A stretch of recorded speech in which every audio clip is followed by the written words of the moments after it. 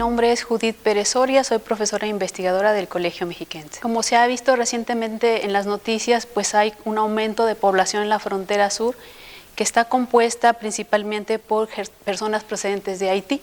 y sus descendientes cuya nacionalidad es chilena y brasileña, porque se trata de un segundo movimiento, un segundo desplazamiento de haitianos que salieron de su país, estuvieron trabajando un tiempo en Brasil y después se movieron hacia Chile y hacia los Estados Unidos. Esta población es la que va hacia los Estados Unidos, es la que ingresa por la frontera sur, por Tapachula, y así es como se incrementa el flujo o el número de haitianos en la frontera sur. Y muchos de ellos, y esta es la novedad del fenómeno, ahora son solicitantes de asilo, al igual que muchos centroamericanos que antes entraban al país y solo lo ocupaban de tránsito porque su destino central era los Estados Unidos. Ahora estamos ante una población que es solicitante de la condición de refugiado en México. Otra en Estados Unidos, que como ya habíamos platicado, se quedó en México por el protocolo Quédate en México que implementó el gobierno de los Estados Unidos. Pero ahora la novedad del fenómeno, o sea, ¿por qué hay tantas solicitudes en este año, 2021? ¿Por qué hay tantas solicitudes de la condición de refugio en México? Porque estamos ante un fenómeno pues reciente, novedoso para la historia de la migración de México. Porque como se sabía, México se decía es un país de emigrantes. Su principal flujo migratorio estaba compuesto por personas de México que se iban a los Estados Unidos. No es que no hubiera población inmigrante que residía en México, sino que los porcentajes eran muy bajos. Después hablamos de una migración en tránsito, compuesta principalmente por centroamericanos que se dirigían a los Estados Unidos. Y ahora tenemos lo que yo considero que es necesario entender, flujo de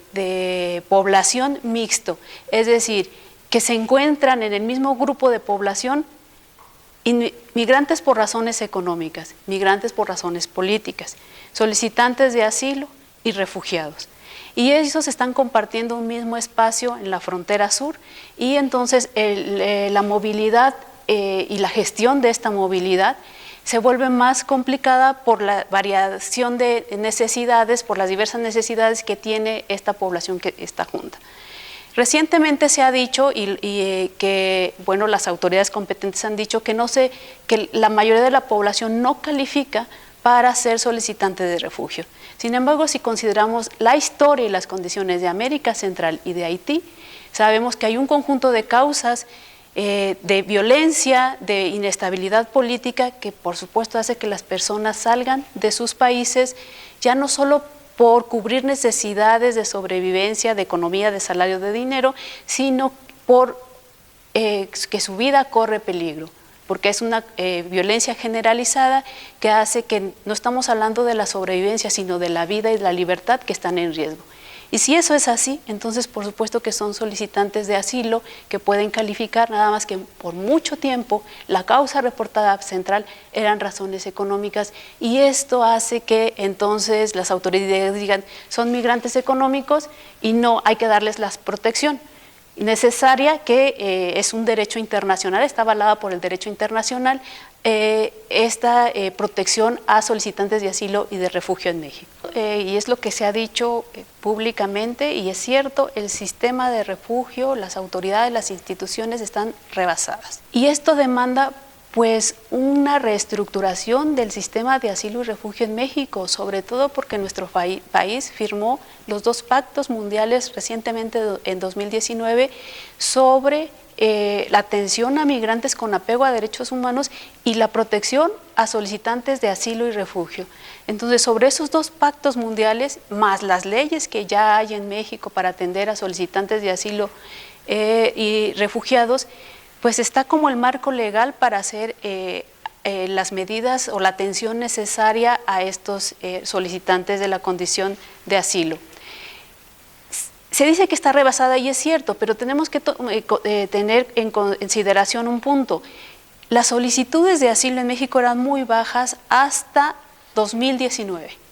Como podemos ver en la gráfica, sí ha habido un número de solicitantes, pero hay 2 puntos de inflexión, uno es 2019 y otro es 2021. Entonces tenemos que asumir que la realidad del país está cambiando y que ahora se ve como un país que puede ser un buen lugar para aquellas personas que vienen huyendo de contextos de violencia que hace imposible la vida, la sobrevivencia humana, física. Entonces, considerando esto, se tiene que reestructurar el sistema migratorio y de protección a asilados y refugiados en México. Lo otro es que la sociedad civil, bueno, ahí está atendiendo, pero finalmente esa atención, vamos a decir, coyuntural, porque es el día de hoy, la comida de hoy, la medicina de hoy,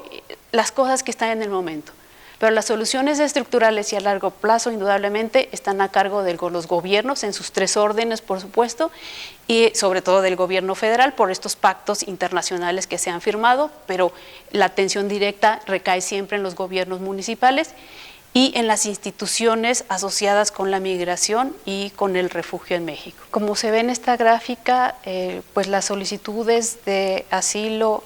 en México están incrementando. Hoy por hoy México es el tercer país en recibir estas solicitudes, pero aclaremos algo, no va a ser el tercer país en recibirlas y creo que esta es una demanda humanitaria y que están los organismos internacionales pues, que pueden respaldar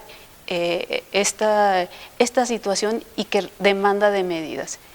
Yo considero, y por lo que hemos platicado en otras ocasiones, el efecto de la pandemia en la economía, más para Centroamérica y para Haití, el efecto de fenómenos naturales como los huracanes y el terremoto, lo que hacen es, pues a unas condiciones deplorables, aumentarles esta condición de no soportar más a la población que vive ahí, más para Haití, hablemos de la inestabilidad política abiertamente, qué es lo que está pasando en Haití. Entonces, si México está posicionándose como un lugar importante para atender y recibir a esta población, me parece que su tarea es hacerlo y hacerlo de la mejor manera. No está, es cierto, tal vez no hay recursos, no hay personal capacitado, no hay instituciones, no hay programas, pero es el momento de planearlos, porque esta situación no va a cambiar, va a continuar así o se va a agravar.